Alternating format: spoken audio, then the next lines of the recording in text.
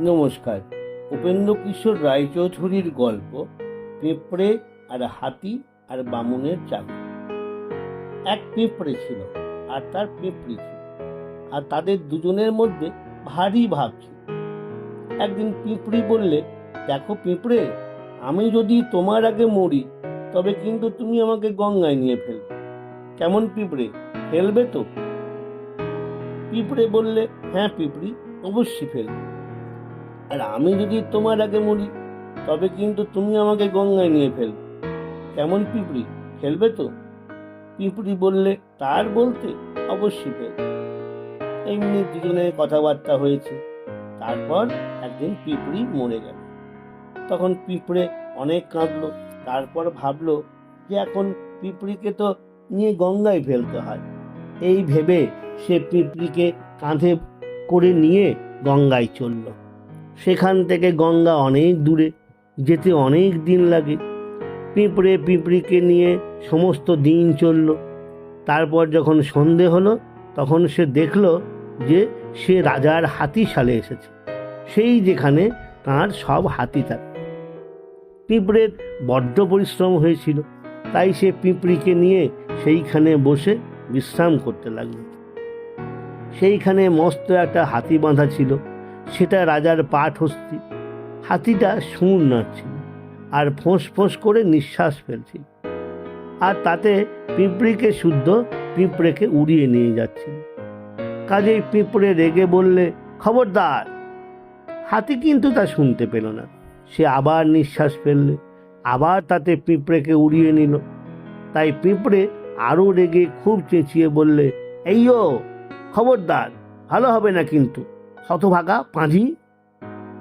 হাতি ভাবলে, ভালো রে ভালো, ওখান থেকে কি আমায় চিঁচি করে গাল দিচ্ছে, আমি তো কাউকে দেখতে পাচ্ছি না।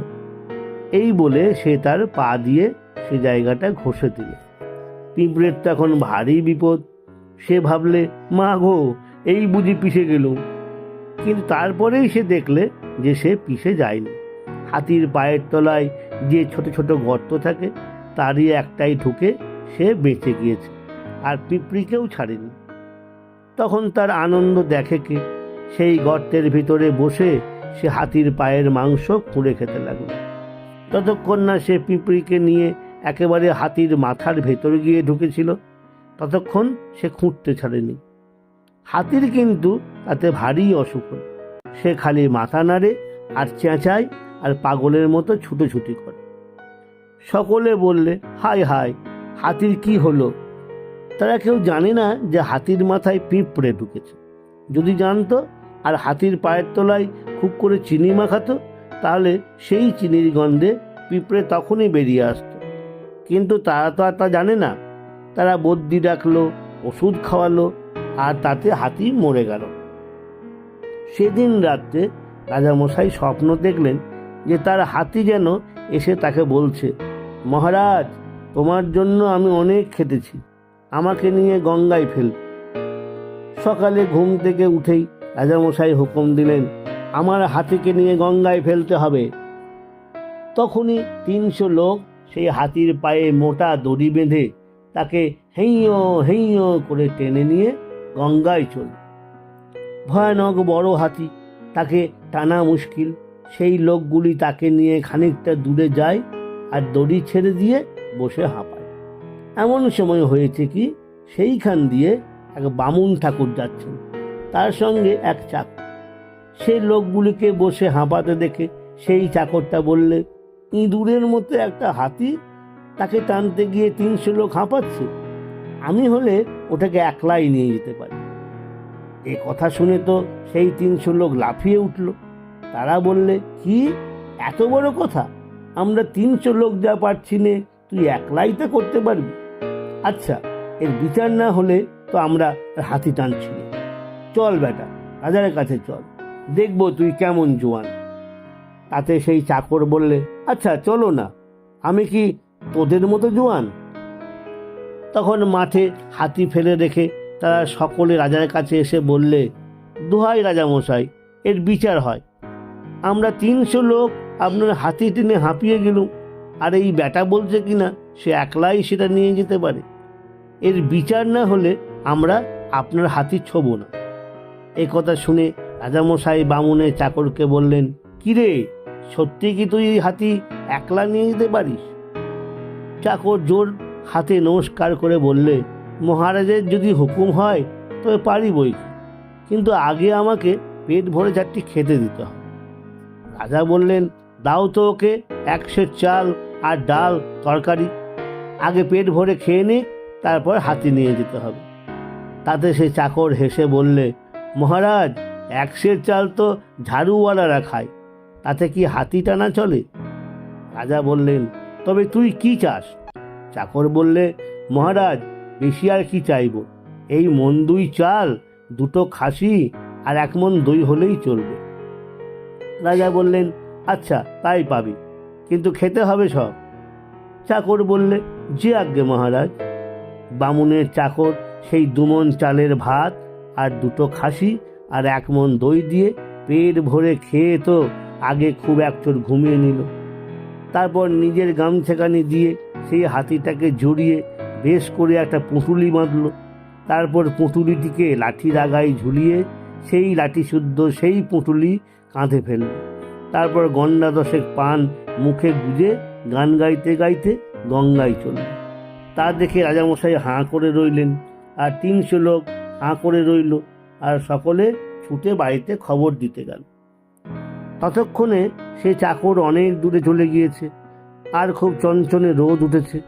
আরও অনেক দূরে গিয়ে চাকর বললে, উফ, কি ভয়ানক রোদ, আমার গলাটা বড্ড শুকিয়ে গেছে, একটু জল খেতে পেলে হতো। বলতে বলতেই সে দেখল যে খানিক দূরে একটি পুকুর রয়েছে। সেই পুকুরের ধারে গাছপালার আড়ালে একটি কুঁড়ে ঘর। চাকরটি পুকুরের ধারে তার পুঁটুলিটি রেখে সেই ঘরের কাছে গিয়ে দেখলে যে সেখানে একটি ছোট্ট মেয়ে বসে আছে। সে সেই মেয়েটিকে বললে, বাছা, আমার বড্ড তেষ্টা পেয়েছে, একটু জল খেতে দেবে? মেয়েটি বললে, মোটে 1 জালা জল আছে, তোমাকে যদি দিই তবে বাবা মারতে গেছে কি খাবেন? এই কথা শুনে চাকর রেগে বললে, বটে, তুই একটু জল খেতে দিবি না?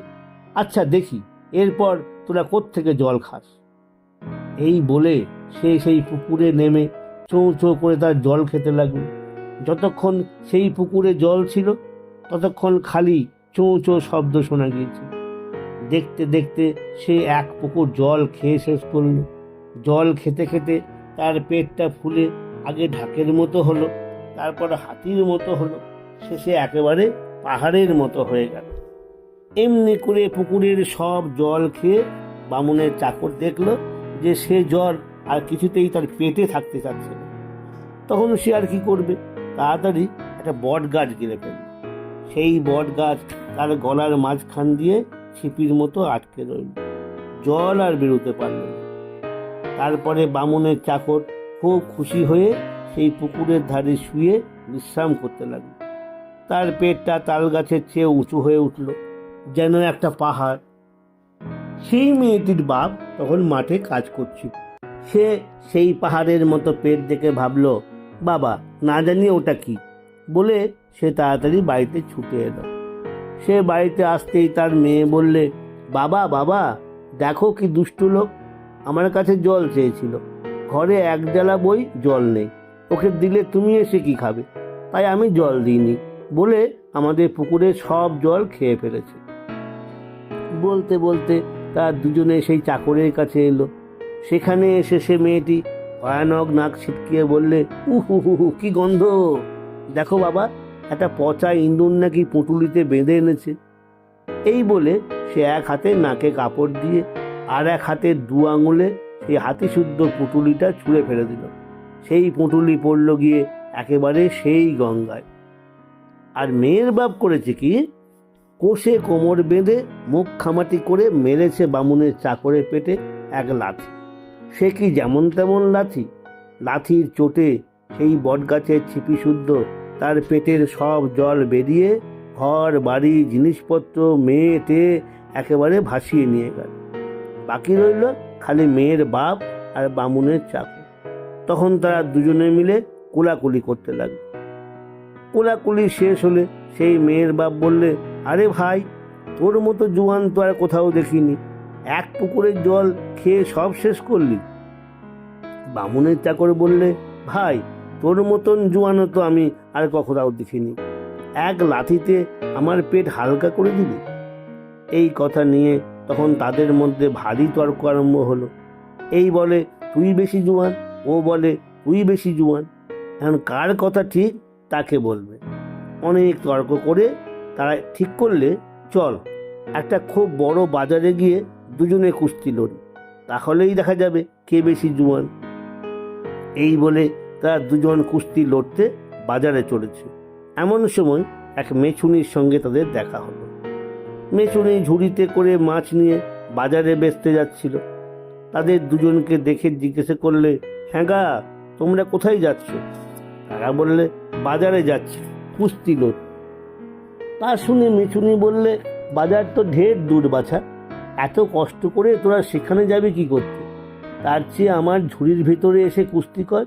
কুস্তি করতে করতে যার দিকে ঝুড়ি ঝুঁকে পড়বে আমি জানবো তারই হার হয়েছে।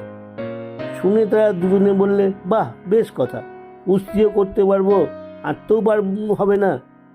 এই বলে তারা মেছুনির ঝুড়িতে ঢুকে কুস্তি আরম্ভ করল, আর মেছুনি সেই ঝুড়ি মাথায় করে বাজারে চলল। এমন সময় এক কাণ্ড হয়েছে। সেই দেশে এক সর্বনেশে চিল থাকত। সে গরু, মহিষ, হাতি, ঘোড়া যা পেত তাই ধরে গিলত। খালি সেই মেছুনির কাছে সে জব্দ ছিল। মেছুনি ঝুড়ি ধরতে এলেই মেছুনি তাকে এমন বকুনি দিত যে সে পালাবার পথ পেত না। কিন্তু তাতে তার রাগ আরও বেড়ে যেত, আর সে ভাবত যেমন করেই হোক একদিন ওই ঝুড়িটা কেড়ে নিতে হবে। সেদিনও সেই চিল খাবার খুঁজতে বেরিয়েছে। দূর থেকে তার পাখার শোঁ শোঁ শব্দ শোনা যাচ্ছে। এক গোয়ালা 700 মোষ মাঠে চড়াতে এসেছিল। সে সেই শব্দ শুনে ভাবলে, সর্বনাশ, ওই সেই চিল আসছে, আমার মোষ খেয়ে ফেলবে, এখন কি করি? এই ভেবে গোয়ালা সেই 700 মোষ ট্যাঁকে গুজে নিয়ে ভোঁ ভোঁ করে বাড়ির পানে ছুট।